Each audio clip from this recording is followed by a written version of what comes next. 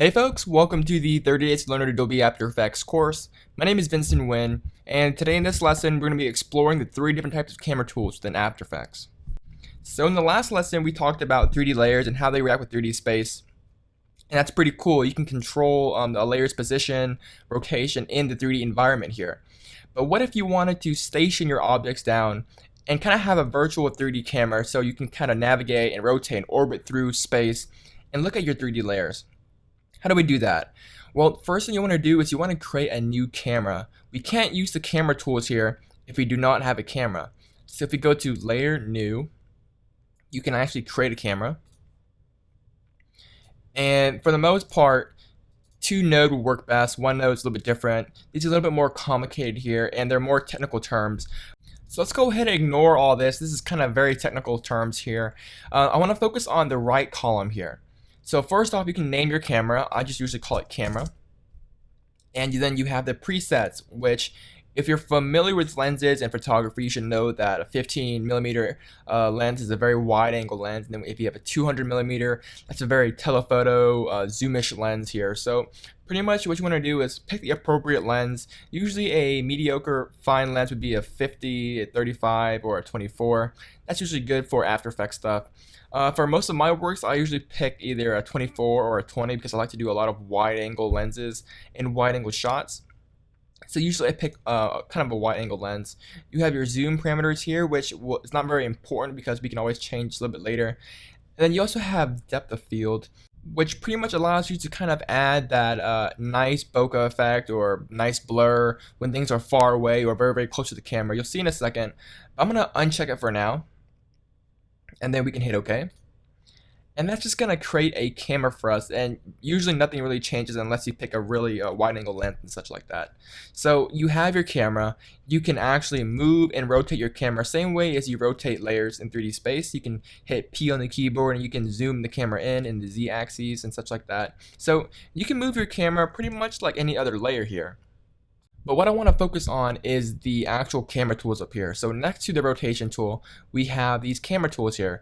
And if you click and hold, you can select any one you want.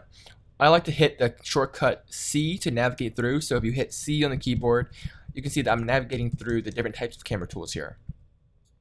So I say 3 when there's actually 4, and I say 3 because the unified camera tool is pretty much the tool that has all of these combined.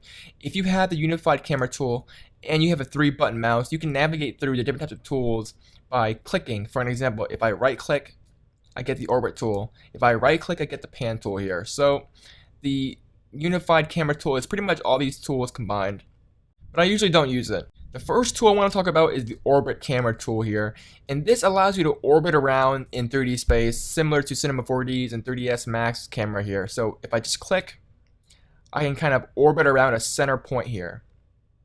You can kind of see what it does.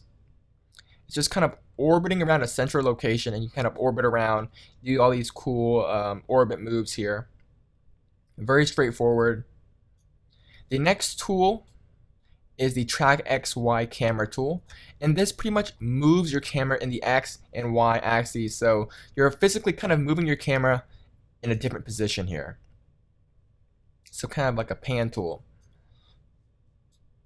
Now the next tool is the Track Z camera tool, and I use this tool quite a bit, and this allows you to kind of zoom in your camera, so you're actually tracking in the Z axis, so you're actually moving into 3D space here. And you can use this to kind of track and zoom into things. And if you hold down the shift key on your keyboard, you can actually zoom in at larger increments. And this is a pretty useful tool for creating flybys or zooming effect or zooming into Earth and such like that. So as you can see, I have a very simple scene set up, just 3 cubes in 3D space. They're all in different positions in space. And you can see that if I zoom through them,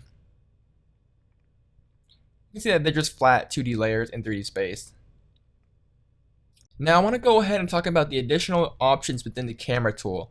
So if I toggle down the switch, close the transform properties, we can see additional camera options. And as you can see, as before, we have the ability to change the zoom, and it's keyframeable here, as well as the focal distance, aperture, and blur level. And these are very standard photography terms, so you may want to brush up on those. But if I enable depth of field here, you can see that nothing happens.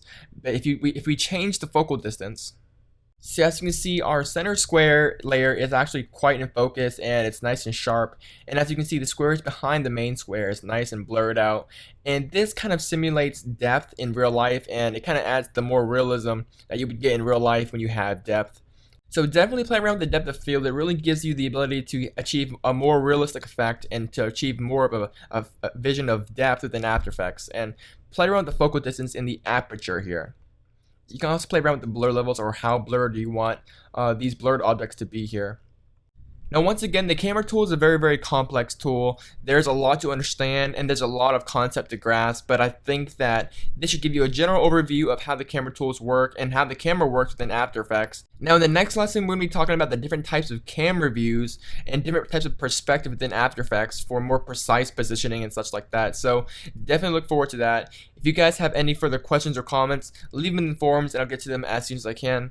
And once again, guys, my name is Vincent Nguyen, and I'll see you guys in the next lesson. Bye, guys.